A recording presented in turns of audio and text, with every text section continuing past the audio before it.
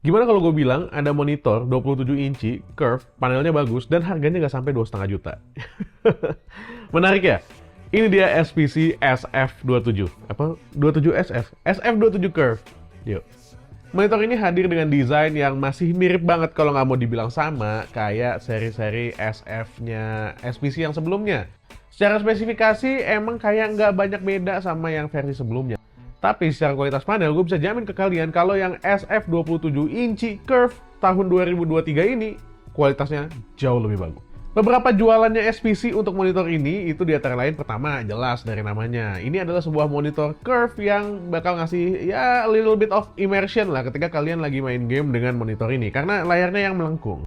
Yang kedua, dia memiliki resolusi Full HD alias 1080p dengan refresh rate 165 Hz. Oh ya, refresh rate 165 Hz hanya bisa kalian capai jika kalian menggunakan kabel DP alias DisplayPort. Kalau HDMI kayaknya baru sampai 144 Hz. Buat kalian pengguna kartu grafis AMD, monitor ini juga mendukung AMD FreeSync ya. SPC juga bilang kalau monitor ini punya response time yang rendah banget, ini bagus banget, di angka 1 millisecond aja. Well, ini dia panel VA dari SPC SF27 Curve yang kalau kalian dengar kata-kata VA itu biasanya langsung berkerut. VA gitu. Nah, di SPC SF27 Curve ini gue bisa bilang kalau panel VA-nya ini top notch. Hal pertama yang gue lakukan setelah gue pasang si SPC SF27 Curve ini adalah gue tes dengan EIZO, yang mana di sini kita juga bisa ngelihat black levelnya. Apakah ada light bleed di samping-sampingnya, apakah hitamnya itu uniform atau enggak, putihnya itu pekat atau enggak, dan hasilnya gue tidak menemukan light bleed sama sekali. Ini adalah hal yang bagus banget gitu loh, mengingat monitor-monitor dari brand-brand internasional itu biasanya masih datang dengan light bleed. Tapi di unit yang gue pakai ini nggak ada light bleed sama sekali, which is good. Panel VA juga biasanya kalau viewing angle-nya itu kita ubah-ubah alias kita nggak ngelihat langsung dari depan, kita cek dari samping rada ke kanan banget atau ke kiri banget atau ke atas banget, itu rasanya biasanya color-nya shift gitu, jadi berubah. Di SPC SF27 Curve ini gua nggak ngerasain color shifting yang berarti, bahkan hampir nggak ada gitu. Mirip banget kayak panel IPS.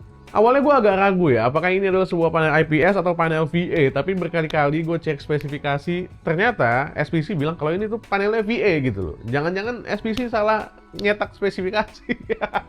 Tapi kan nggak mungkin ya, mereka salah nyetak spesifikasi. Ya bisa jadi itu bukan karena salah cetak spesifikasi, emang panelnya aja yang bagus gitu.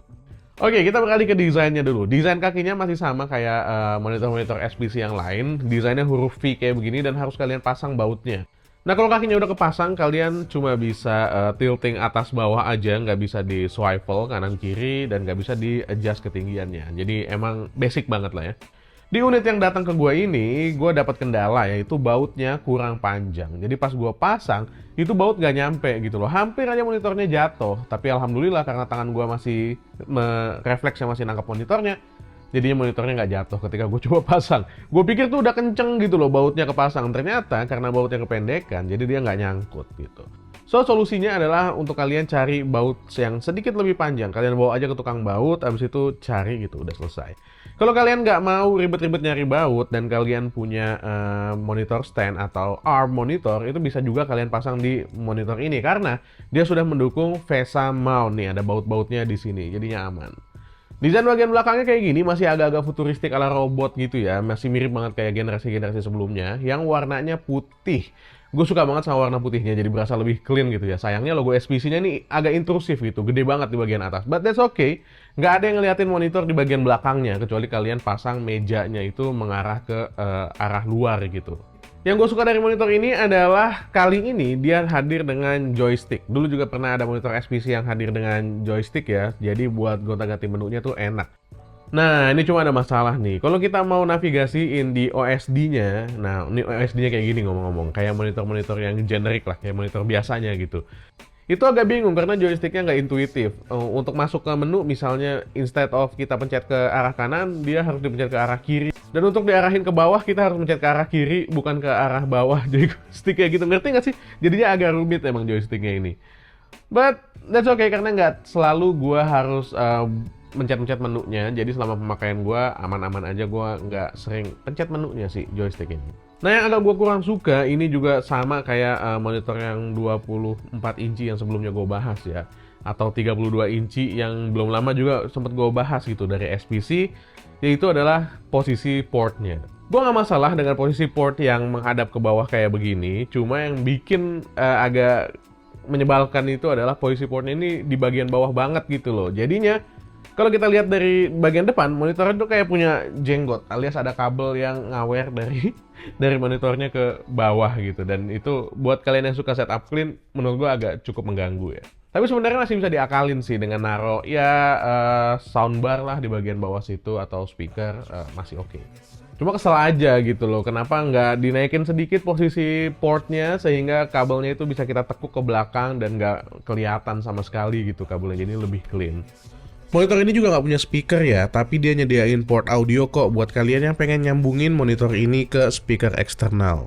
Kalau untuk bagian depan, monitor SPC ini udah mendukung hampir bezel-less ya, karena bagian kanan, kiri, dan atasnya ini bezelnya tipis banget untuk sebuah monitor. Tapi di bagian bawahnya ini masih ada logo SPC dan ya lumayan tebel, meskipun nggak tebel-tebel banget itu. Masih bisa dianggap tipis lah.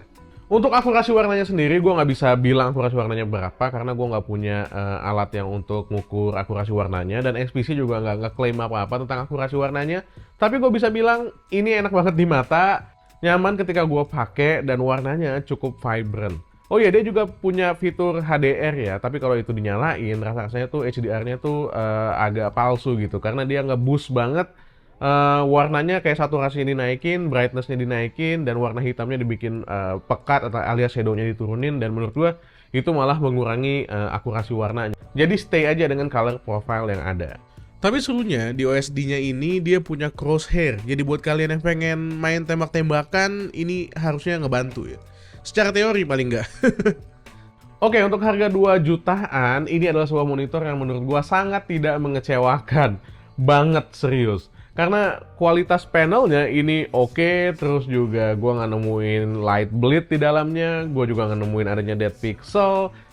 Curve-nya lumayan, meskipun untuk ukuran 27 inci, curve itu nggak ngaruh-ngaruh banget menurut gue. Warnanya juga oke, saturasinya bagus, viewing angle-nya oke.